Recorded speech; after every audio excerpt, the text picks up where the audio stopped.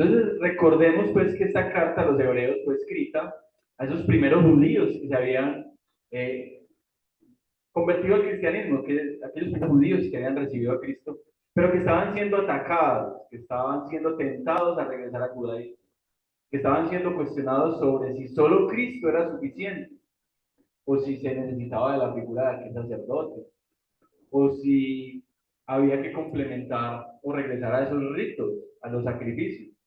¿Sí? Ellos estaban siendo confrontados, pero el autor a través de toda la carta les habla de que Cristo es superior a todo.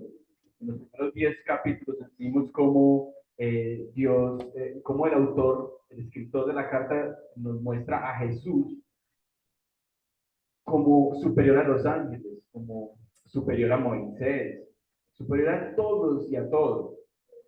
En la carta, exhortando a esos judíos, pero también exhortándonos a nosotros, hemos visto cómo se nos invita a perseverar, se nos invita a crecer, a tener una madurez espiritual. Se nos ha advertido sobre el peligro de la apostasía. ¿Sí? El autor o el escritor nos ha mostrado a Cristo como un sacerdote superior a todos los demás sacerdotes, con un ministerio sacerdotal superior, ya que él representa un pacto superior. Él mismo es un sacrificio o es el sacrificio superior. Cristo ha hecho por nosotros mucho más de lo que cualquiera de nosotros podría haber hecho por sí mismo. ¿Sí? Nos ha mostrado el autor a través de esta carta también el significado de la cruz. Nos ha mostrado a Cristo como ese único mediador entre nosotros y el Padre. El autor nos anima a no perder la confianza en Cristo, a identificarnos con Él. Y nos ha dicho, vaya terminando el capítulo 10, que el justo vivirá por la fe. El justo vivirá por la fe. Entonces, él mostrándonos que en Jesús hay un pacto superior, pero que pertenecer a un pacto superior implica una mayor responsabilidad, nos ha hecho un llamado a perseverar en la fe. Y en el capítulo 11 nos ha dado múltiples ejemplos de fe y de hombres y mujeres que han perseverado o que perseveraron en la fe. ¿Sí? Que vivieron e hicieron grandes cosas por la fe. Y que la fe es obviamente en Dios. Teniendo en cuenta ese contexto, teniendo en cuenta lo que acabamos de ver del capítulo 11, el título que he dado a la enseñanza de hoy es La carrera del cristiano. La carrera del cristiano. Y vamos a verlo a partir de tres detalles, de tres divisiones, de tres aspectos. ¿Cómo debe correr el cristiano la carrera? Debe correrla, uno, apartando lo que estorba. Apartando lo que estorba. Dos, el cristiano debe correr la carrera con paciencia. Con paciencia. Y tres, el cristiano debe correr la carrera con los ojos puestos en Jesús. Con los ojos puestos en Jesús. Entonces, iniciamos pues estudiando el texto. Miren que el texto inicia, ahí en el versículo 1, inicia con por tanto. Bueno, ¿por tanto qué? Por tanto que nos acaba de mostrar una gran cantidad de ejemplos de hombres y mujeres que en el antiguo pacto perseveraron en la fe, ¿cierto? Hombres y mujeres con debilidades, como nosotros, pecadores, pero que por la fe depositaron su confianza en Dios, un Dios fiel, y obraron conforme a esa confianza. Entonces dice, ¿sí? Por tanto, nosotros también, o sea, ahora nos toca a nosotros, ahora nos toca a nosotros perseverar, enfocando la fe en Jesús. Para ello, el escritor usa una metáfora, ¿cierto? O sea, una figura en la cual usa un ejemplo a modo de comparación para decirnos ahora nosotros cómo vamos a correr esa carrera, cómo vamos a hacer nosotros ahora en la fe. Y esa metáfora que usa es algo que para la época era muy representativo, muy significativo, y es una carrera. Para los griegos tenía mucho significado las carreras atléticas, así como las luchas y otros deportes.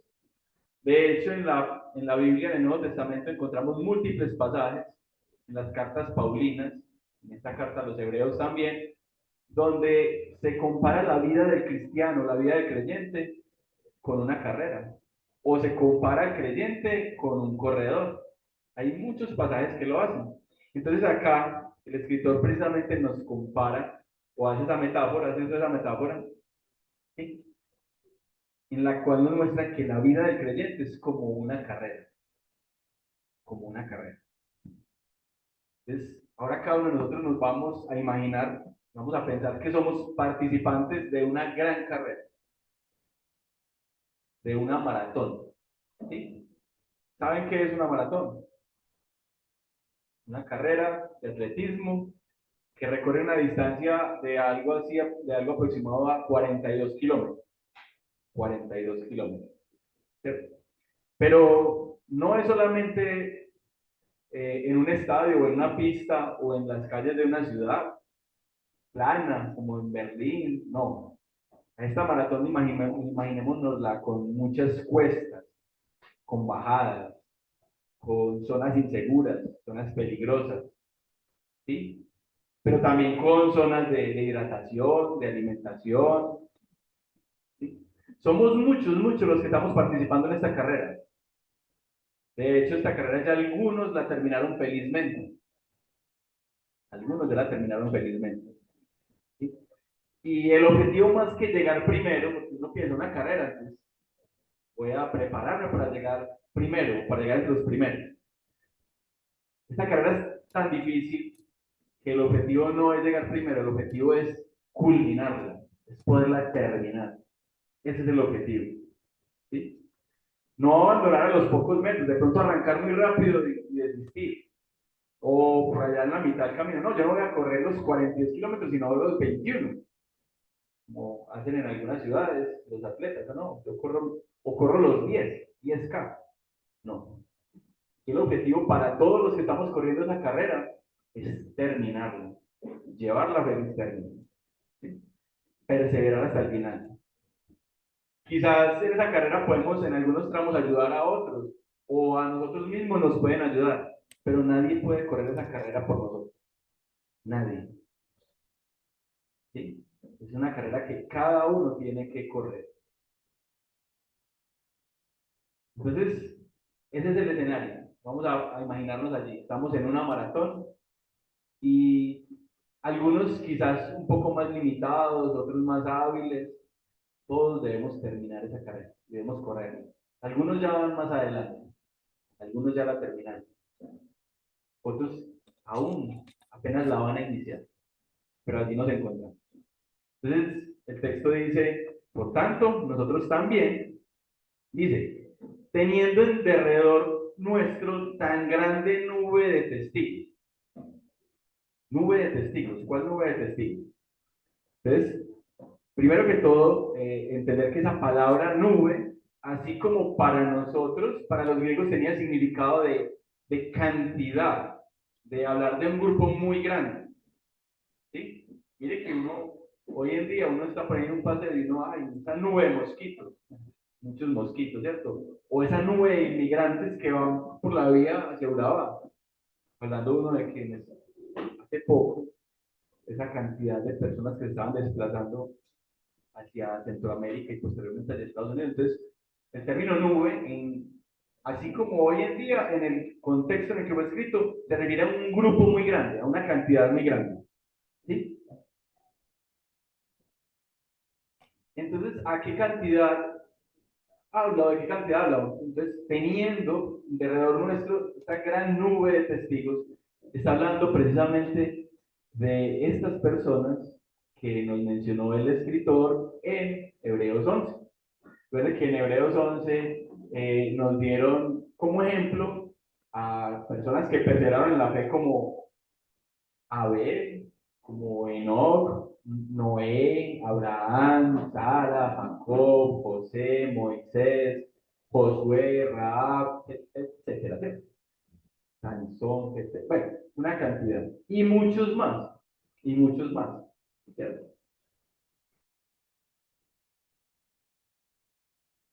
Entonces, los tenemos a ellos por testigos. Alguien podría pensar, muchas personas pueden pensar en este texto como, a ver, estamos corriendo una carrera y ellos están en la tribuna y nos están viendo, a nosotros, a los que estamos corriendo. Ellos ya terminaron la carrera y nos están viendo. Realmente el texto no podríamos garantizar que significa eso. Porque mire, entonces esto nos lleva a pensar o a suponer cosas que en la palabra no encontramos. Porque esto nos llevaría entonces a pensar que los muertos o aquellos que parten a la presencia del Señor están observándonos desde el cielo. Eso no, desde la palabra no lo puedo desmentir, pero tampoco lo puedo afirmar. ¿Sí? Pero sí sabemos que en nuestra cultura, en nuestro contexto, muchas personas lo utilizan. Pasajes como este lo utilizan para decir, ah, no, ya se me para el cielo y desde allá me está cuidando, desde allá me está mirando, o desde allá está mirando a su hijo, ¿cierto? Pero ojo, la palabra no. Aquí el asunto de testigos no tiene que ver tanto con que ellos nos estén observando, sino testigo tiene que ver más con que nos sirven de testimonio, ¿sí? El sentido aquí es que nosotros, teniendo el testimonio o el ejemplo de estos vencedores en la fe, debemos correr nuestra carrera. Entonces, el objetivo acá del escritor es ponernoslos a ellos como ejemplos, y por eso los mencionó y mencionó algunas de las cosas que ellos hicieron por la fe, es ponérnoslos a ellos como ejemplo, para que nosotros que estamos corriendo la carrera podamos tenerlos a ellos como ejemplo, como ejemplo. ¿Sí?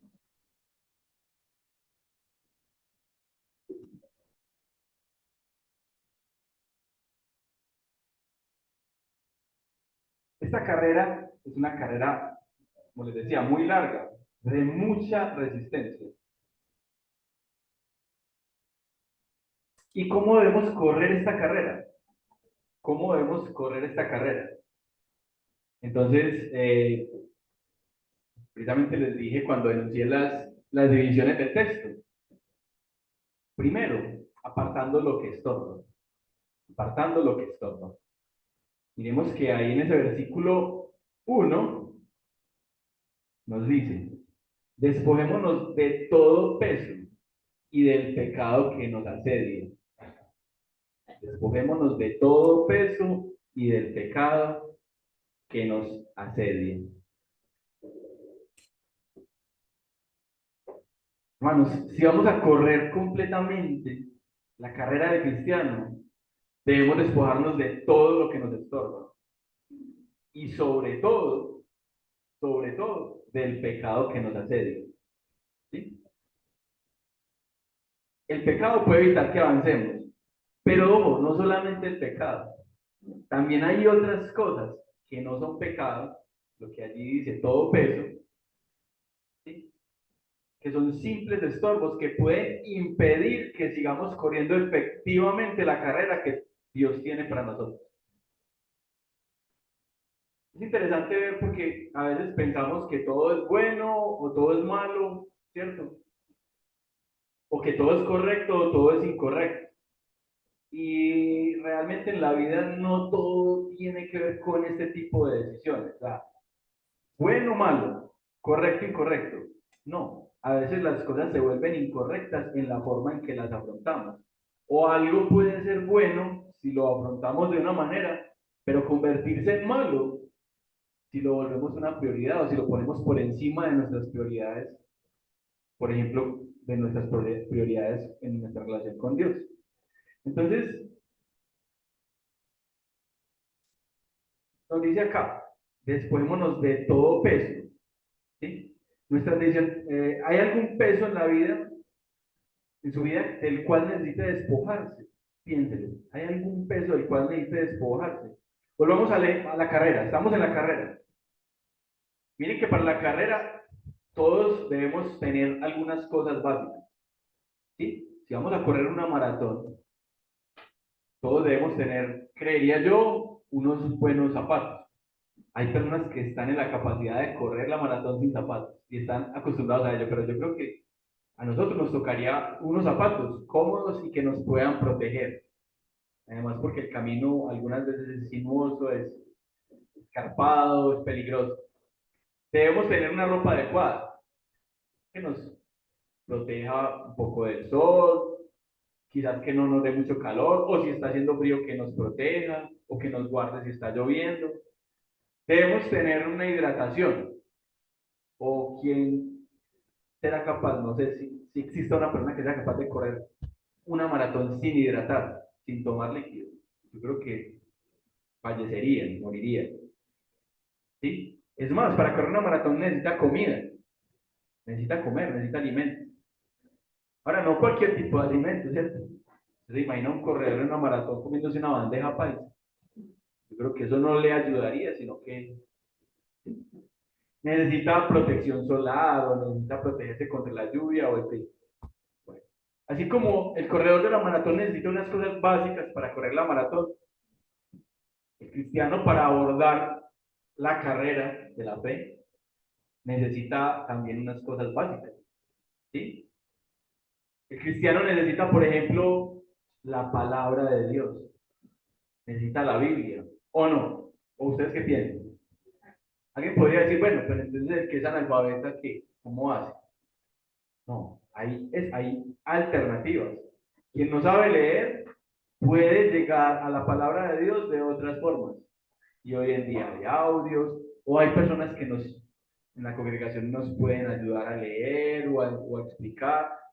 Pero decir que somos cristianos y no leemos la palabra de Dios es un imposible. Entonces el cristiano necesita la palabra de Dios. ¿Sí? El cristiano necesita la oración constante, necesita apoyo, necesita edificación mutua que la obtiene en la congregación. ¿Sí? En general, el cristiano necesita hacer uso de los medios de la gracia. ¿Sí? La adoración, la alabanza, la acción de gracias, confesarle los pecados a Dios y arrepentirse por ellos, elevar súplicas, hacer oraciones de intercesión, ¿sí? Dedicar nuestra vida a Dios. ¿Sí? Entonces, así como el que corre la maratón necesita unos elementos básicos, el cristiano también necesita esos elementos básicos. ¿Sí?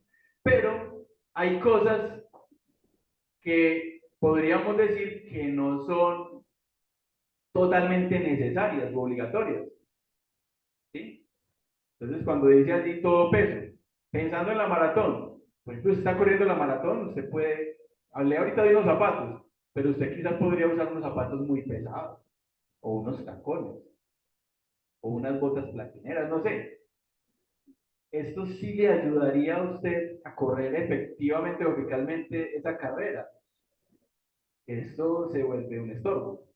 O usted va con una correa metálica, una hebilla así bien pesada para correr la maratón.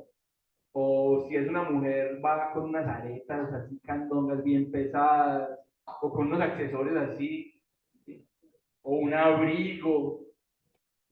No, ese tipo de cosas se convertirían en estorbo, o no sé qué piensan ustedes, ¿sí? Para los atletas, muchos atletas usan dispositivos para escuchar música, porque con la música se concentran. Muchas de las personas que van trotando con los audífonos. Pero usted se imagina al que va trotando con un parlante, un bafle de estos, corriendo la maratón. Entonces quizá esa música le sirva para alentarse, para concentrarse, para motivarse. Pero ya un accesorio de eso se vuelve en un estorbo, en un impedimento. Bueno, pensemos ahora nosotros, los creyentes, en esa carrera. ¿Cuántas cosas para nosotros quizás no sean malas, pero se pueden convertir en un estorbo para correr la carrera que debemos correr? ¿Sí? Por ejemplo, el trabajo, yo no puedo decir que el trabajo es un estorbo, de ninguna manera, ¿cierto? El trabajo nos edifica y estamos llamados a trabajar y necesitamos trabajar para obtener nuestro sustento. Pero si el trabajo se convierte en la prioridad de nuestra vida, si el trabajo nos absorbe tanto que no nos deja pasar tiempo con Dios, en comunión con Dios o con la iglesia, el trabajo se convierte en un estorbo. pero no porque él como de tal manera sea un estorbo como tal, sino porque nosotros le damos el primer lugar. Y nosotros no podemos darle el primer lugar a nada por encima de nuestra relación con el Creador, de nuestra relación con Dios. ¿Sí? Entonces el trabajo es una bendición, pero lo podemos convertir en un estorbo. ¿Sí? De igual forma podemos convertir en un estorbo, no sé, las relaciones con los amigos, con la misma familia. Si nos absorben tanto y de tal manera que no sacamos tiempo para dedicarnos. Podemos estar mucho tiempo con la familia, pero no aprovechamos ese tiempo para dedicarnos mutuamente. Se nos puede convertir en un estorbo. El deporte. No puedo, dentro de un ejemplo en el que estoy hablando del deporte, no dejo de poner el deporte. Sabrán que a mí me gusta mucho el deporte, a mí me gusta mucho varios deportes y practico el ciclismo. Y el deporte es bueno, nos ayuda a cuidar la mente, a cuidar el cuerpo, a estar en buen estado físico. ¿Sí? Pero si le dedicamos tanto tiempo al deporte que nuestra mente se absorbe totalmente por él, entonces se convierte en un estorbo. Si yo cada que tengo un minuto libre se lo dedico al deporte y no estoy sacando tiempo para orar a Dios, no estoy sacando tiempo para congregarme, el deporte se vuelve un estorbo.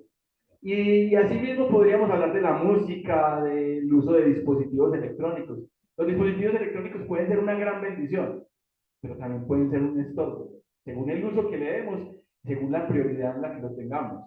¿Sí? Entonces, ojo, no se trata de decir que todo es malo o que no hagamos una gran cantidad de cosas. No, se trata en este sentido de decir que debemos regularlas y de no poner a nada en un lugar más importante que a Dios y que nuestra relación con Él.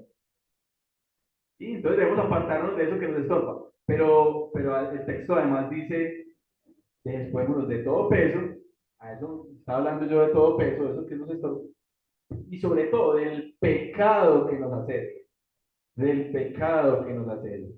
Entonces ya sí estamos pensando en esa carrera, en esa maratón, eh, hay cosas que usted como corredor no puede hacer, ¿sí? Usted tiene que despojarse totalmente de ellas, ¿sí?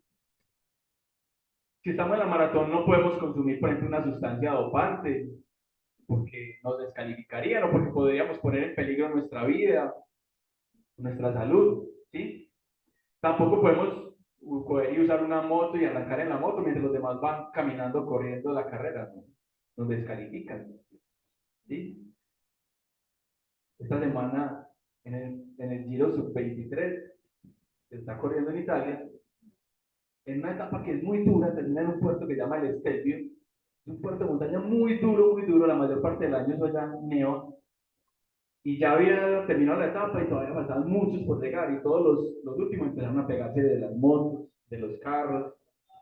Entonces cuando llegaron, los descalificaron 27, y después llevaron más videos de que habían más, calificaron en total 30 y algo, ya descalificados.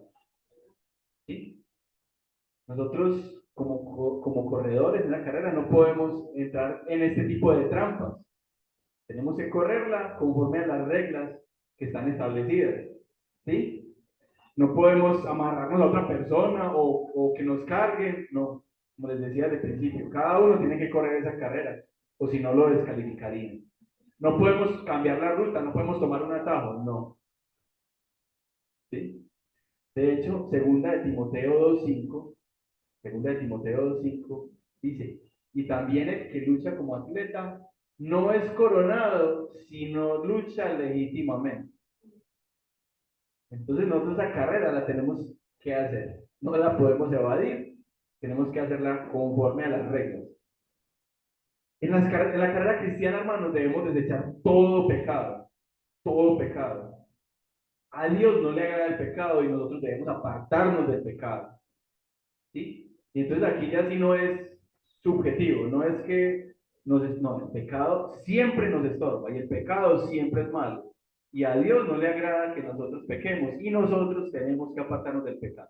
Que no es fácil, que es una lucha, sí, pero tenemos quien ha batallado esa batalla? ¿Quién ha luchado por nosotros? ¿Cierto? Entonces debemos apartarnos del pecado, debemos apartarnos de las imágenes o escenas pornográficas que podemos ver en televisión o en las redes sociales o en cualquiera de los dispositivos a los que tenemos acceso, ¿cierto? No podemos entrar en lujuria, ¿sí? Tenemos que alejarnos del consumo de sustancias que atentan contra nuestro cuerpo, nuestra salud. Eso no agrada a Dios. Va en contra de Él y va en contra de nosotros mismos también. No debemos idolatrar a una persona, no debemos idolatrar a un equipo de fútbol, a una banda de música, a un grupo. No, Dios no le gusta la idolatría. El único al cual debemos adorar es a Él. ¿Sí? Debemos apartarnos de la avaricia, debemos apartarnos de la codicia. Si somos creyentes, si somos cristianos, no podemos incurrir en negocios deshonestos, no podemos hacer nada ilícito. Si somos cristianos, nos tenemos que apartar de la mentira. Si somos creyentes, tenemos que alejarnos de la vanidad. No debemos gloriarnos en nada nuestro. Si te vas a gloriar, gloríate en el Señor. ¿Sí? Entonces, del pecado nos tenemos que alejar, porque este siempre nos estorba en esa carrera, porque a Dios no le agrada.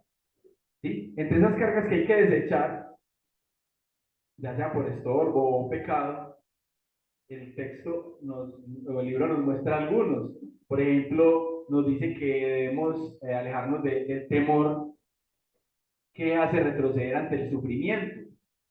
En Hebreos 10, 38, 39, sí, nos dice, más el justo vivirá por fe, y si retrocediere no agradará a mi alma.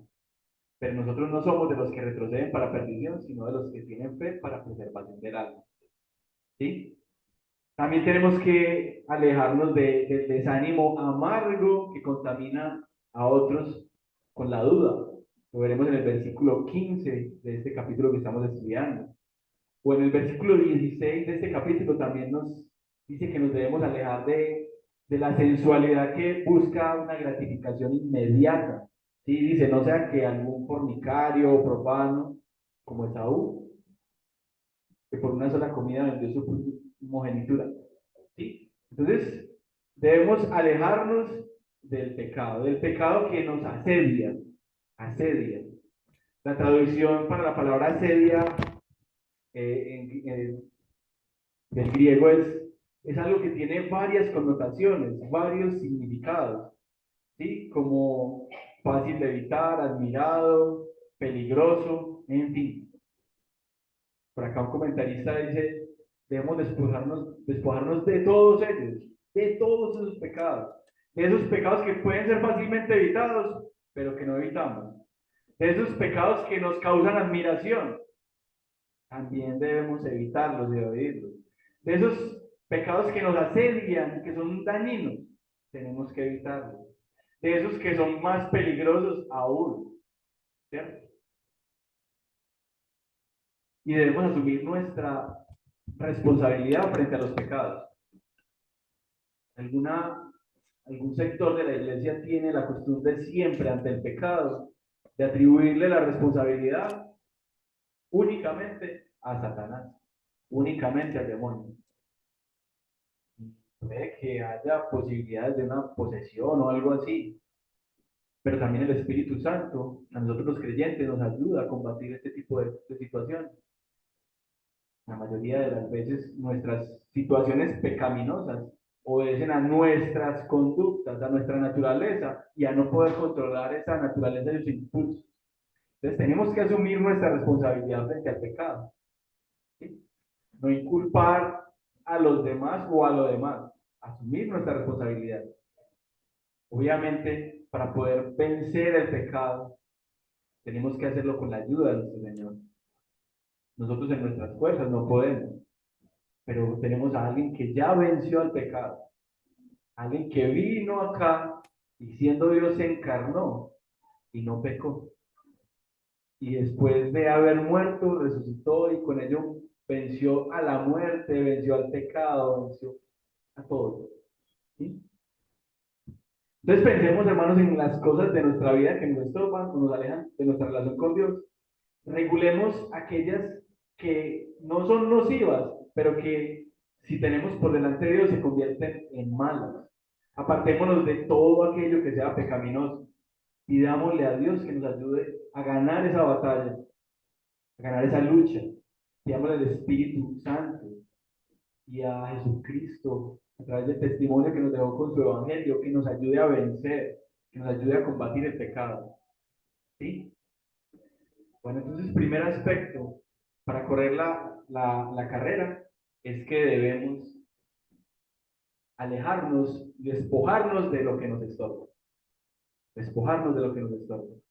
¿Cómo más debemos correr esta carrera? Con paciencia. Miren ahí mismo en el versículo 1. Dice, y corramos con paciencia la carrera que tenemos por delante.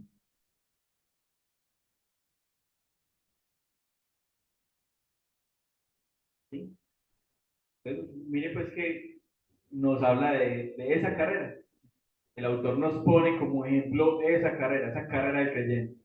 Y como les decía ahora, en textos como Primera de Corintios 9, 24 al 27, Filipenses 2, 16, Segunda de Timoteo 2, 5 y 4 del 7 al 8, que nos hablan de carreras, que nos hablan de la vida del creyente como una carrera atlética. ¿Sí? Entonces, ojo, pues que esta carrera debemos correrla con mucha paciencia. ¿Por qué? Porque es una maratón. No es un hit de velocidad, no es una carrera de 100 metros o de 200 o de 400. Es una carrera de largo aliento y debemos correrla sabiamente y con paciencia. ¿Se imaginan salir en una maratón, salir a toda, a lo que le dé el cuerpo? ¿Cuánto resistiría uno? ¿Cuánto resistiría? No. Esa carrera hay que correrla con paciencia, con constancia y con la mirada puesta en la meta. Así apenas esté empezando y falte mucho, la mirada no se puede alejar de la meta. No se puede alejar de la meta. ¿Sí? Lo que necesitamos es paciencia para terminar lo que hemos empezado en Cristo Jesús, la carrera que tenemos por delante. Dice Spurgeon con respecto a esta cita que Jesús está con nosotros en el punto de partida y nos dice de todo corazón, no corran, sino que corramos, corramos. ¿Sí? Miren que el escritor mismo de la carta dice, corramos. ¿Sí? Está a nuestro lado. Entonces Dios ha puesto delante de nosotros una carrera y nosotros debemos correr. Y esto requerirá mucho esfuerzo y mucho compromiso. No podemos ser pasivos.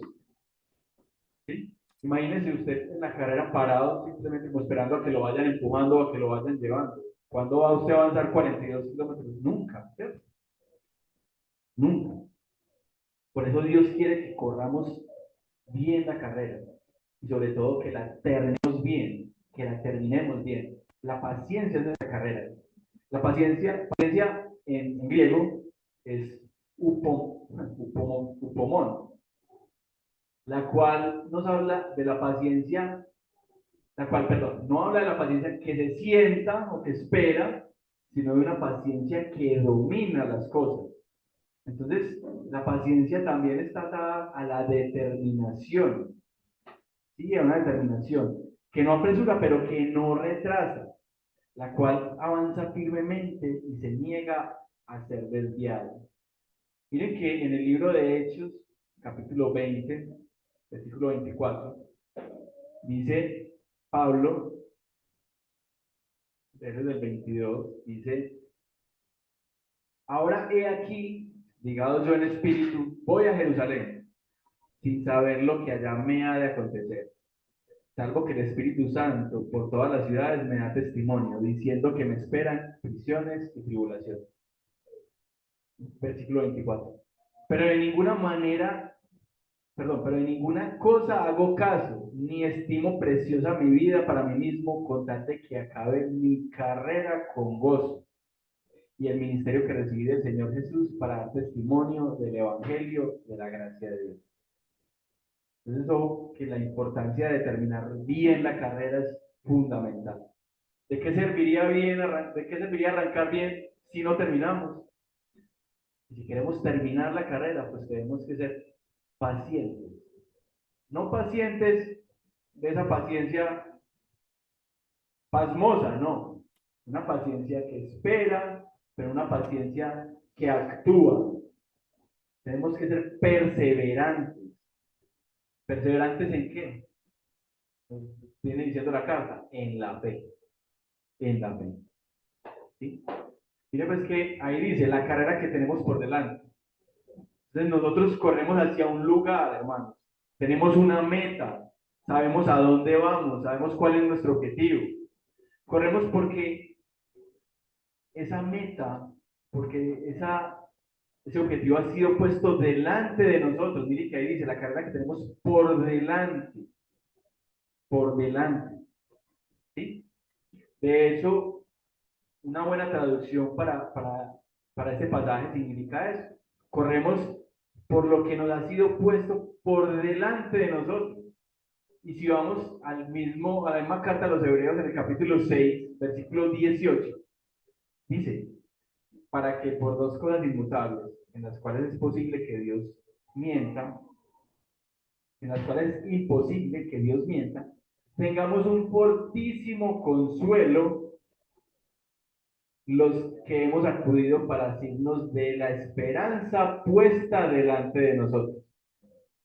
Entonces corremos, hermanos, porque tenemos enfrente la esperanza cristiana de que Jesús resucitó venciendo al pecado, a la muerte, al infierno, a Satanás, ¿sí? Por tanto, en nosotros no tiene la muerte la última palabra en nosotros, en el creyente la tiene Dios. Y nuestra meta es estar en la eternidad delante de su presencia, ¿sí? Conocer lo que nos espera en el futuro nos permite esforzarnos hoy, en el presente, ¿sí? Conocer eso es lo que nos alienta. Nosotros decimos que no debemos hacer las cosas por interés, pero Dios ya nos prometió un gran galardón. Y si Dios nos lo prometió, ¿por qué no confiar en Él y por qué no trabajar para ser merecedores de Él? Sabemos que no es en nuestras fuerzas, que no es por nuestra voluntad, es porque a Dios le plació. Pero tenemos esa promesa, ese galardón. Entonces corremos la carrera apartándonos o apartando lo que nos estorba. Corremos la carrera con mucha paciencia. ¿Y cómo más corremos la carrera? Con los ojos puestos en Jesús. Con los ojos puestos en Jesús. Versículo 2 dice, puestos los ojos en Jesús, el autor y consumador de la fe. ¿Sí? Solo podemos correr esa carrera mientras veamos a Jesús y tengamos nuestra mirada fijada en Él. Él es nuestro enfoque, nuestra inspiración y nuestro ejemplo. ¿Sí? Jesús para nosotros es el gran ejemplo a seguir, pero es más que solo un ejemplo. ¿Sí? De hecho, en el griego antiguo, puesto los ojos en Jesús, tiene un artículo que hace significar que si usted pone la mirada en esto, tiene que apartarla de lo demás. Tiene que apartarla de lo demás. Entonces, puesto los ojos en Jesús, quiere decir que si ponemos nuestra mirada en Él, tenemos que apartarla de lo demás. Y entonces, no se dirán, pero nos acaba de poner una gran cantidad de ejemplos de toda esta gente que actuó por fe en el capítulo 11, ¿sí? Y ellos deben servirnos de inspiración y de testimonio, sí, pero realmente nuestro ejemplo a seguir no es ningún ser humano. Nuestro modelo a seguir es Cristo, y en Él es en el que tenemos que poner y fijar nuestra mirada. Debes apartar la mirada de todo excepto de Jesús, ¿sí? Un comentario que hace también Spurgeon con respecto a esto dice, no fijes tu mirada en la nube de testigos, ¿sí? te estorbarán si te apartan de la mirada de Jesús. O sea, no mires al hombre, ¿sí? No mires al pastor, no mires al que enseña, no mires a, ¿sí? Mira a Jesús, mira a Jesús, ¿sí? Dice, no pides tu mirada en el peso ni en el pecado que te asedie. Estos ya se han dejado a un lado por la obra de Cristo. Aparta la mirada de ellos. Ni siquiera fijes tu mirada en el curso de la carrera, ni en los competidores, sino mira a Jesús y así corre la carrera. ¿Sí? Debemos cuidarnos, hermanos, de ver a Jesús solo como un ejemplo. Él fue y es mucho más que un ejemplo, pero también sigue siendo el máximo ejemplo de perseverancia cristiana. ¿Sí? Mirar a Jesús significa vida, luz, guía, aliento, alegría. Nunca dejes de mirar al que siempre te mira.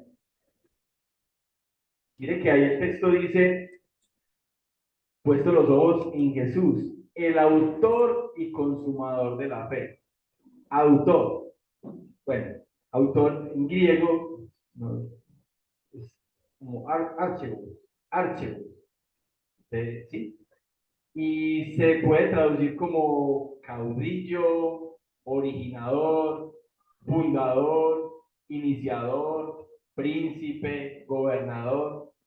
Es más, en un diccionario eh, cristiano tiene el significado como de aquel que toma la iniciativa, aquel que es pionero, aquel que es antecesor, héroe, etcétera. Entonces, Jesús es el autor y consumador de la fe. Jesús es el pionero, el primero, ¿sí? Es nuestro héroe, es nuestro héroe. Entonces Jesús es el autor de nuestra salvación, pero también el autor y consumador de nuestra fe, ¿sí? Filipenses 1:6 nos dice, el que comenzó en vosotros la buena obra, la perfeccionará hasta el día de Jesucristo. Entonces solamente no es el autor, también es el consumador de esa fe. Se puede decir que Jesús está con nosotros desde la línea de partida hasta la línea de llegada y durante todo el camino de la carrera que nos ha dado por correr. Y esa es la diferencia, hermanos, entre Jesús y cualquier otra persona a la cual o en la cual otras personas fijan su mirada o en la cual otros creen o adoran, inclusive otras religiones. ¿Sí? Jesús no es un semidios o un buen hombre, no. Jesús, siendo Dios, vino y se encarnó nuestra, tomando nuestra forma humana, ¿sí? Se humilló, se identificó con nosotros, pero nunca pecó. Y nos rescató al morir por nosotros. Y Dios lo resucitó venciendo a la muerte, al pecado. Y día a día nos rescata transformándonos. ¿Sí? Jesús no vino aquí a derrotar con su poder a sus adversarios, a desaparecerlos, no. Él los venció dando su propia vida y de esta manera rescatándonos a nosotros. Jesús es más que un ejemplo, es más que nuestro héroe, es nuestro Salvador divino, es el consumador de nuestra fe. Tomó todo nuestro pecado y en la tumba venció. ¿Y qué pasó? Dios le ha exaltado. Dios le ha exaltado. Dice, continúa ahí en el versículo 2, el cual por el gozo puesto delante de él sufrió la cruz, menospreciando el oprobio y se sentó a la diestra del trono de Dios. ¿Sí? Entonces, el cual por el gozo puesto delante de él. Jesús no consideró la cruz como un gozo, pero él podía ver más allá del horror de la cruz para disfrutar del gozo más allá de ella.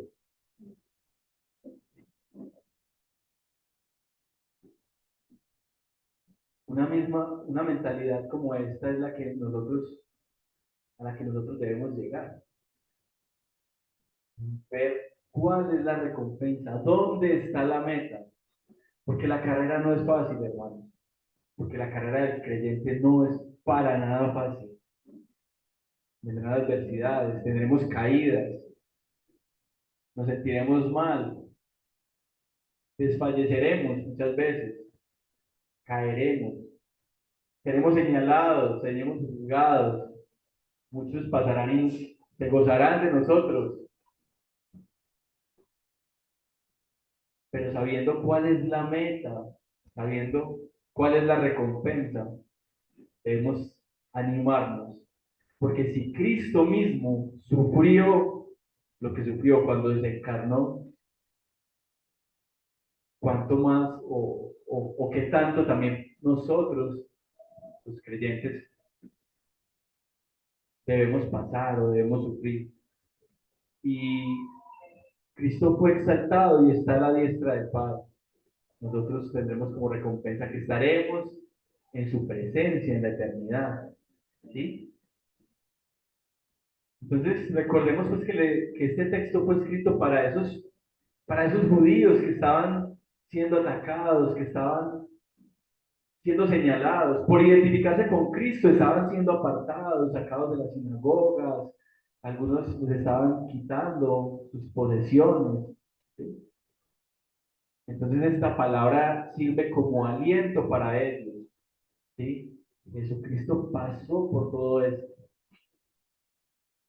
pero está a la diestra del Padre hoy en día. Entonces, sabiendo todo el bien que vendría de esa experiencia tan agonizante, Jesús pudo hacerlo y pudo soportar todo este oprobio con triunfo. ¿Sí? Jesucristo soportó la prueba de la cruz. Jesús controló su lengua, mantuvo el curso, mantuvo el progreso, mantuvo su gozo, mantuvo su amor. Dice ahí la palabra, menospreciando el oprobio, o sea, menospreciando la deshonra o las vergüenzas públicas a las cuales fue sometido. Por cierto, uno de los elementos más notables de la tortura de Cristo fue eso, el oprobio. Pero dice que Jesús lo tomó por menos, lo menospreció, ¿sí? Pero lo resistió hasta la victoria. La vergüenza y el oprobio son pruebas muy significantes. Y alguien pensará, no, hay cosas mucho más terribles. Pero en la Biblia, inclusive, ¿sí? El libro de Daniel, capítulo 12, versículo 2, nos dice que la vergüenza será uno de los aspectos más terroríficos en el infierno. Dice, y muchos de los que duermen en el polvo de la tierra serán despertados, unos para vida eterna y otros para vergüenza y confusión perpetua. Jesús soportó una vergüenza infernal, soportó una acusación vergonzosa, soportó burlas, paliza, azotes, una corona vergonzosa, una burla, pero prevaleció. Esperemos que nosotros podamos también superar las dificultades, podamos superar la vergüenza cuando seamos sometidos a ella. Y si la vergüenza es por causa de Cristo, que seamos capaces de soportarla. Porque ese es algunas veces el punto de quiebre para muchos. Pueden soportar otras cosas en nombre de Cristo, pero no pueden soportar la vergüenza en su nombre. Y debemos pedirle a Dios que nos dé fortaleza para soportar. Pero miren pues que termina diciendo, y se sentó a la diestra del trono de Dios. Entonces esto termina hablándonos de la glorificación de Jesús. ¿Sí? Esa misma promesa de ser glorificado después de haber padecido el oprobio. Ahora, nosotros los creyentes tenemos una promesa también de ser glorificados. No en la dimensión de Cristo, pero tenemos esa promesa y debemos aferrarnos a ella. ¿Sí? Esto debe servirnos, el testimonio y el ejemplo de Cristo debe servirnos a todos los creyentes como aliento. ¿Sí? Como les decía, la vida cristiana no es fácil, vamos a ser señalados, vamos a ser burlados, pero al final la recompensa es tan grande que vale la pena. Versículo 3 dice, considerad a aquel que sufrió tal contradicción de pecadores contra sí mismo, para que vuestro ánimo no se canse hasta desmayar. ¿Sí?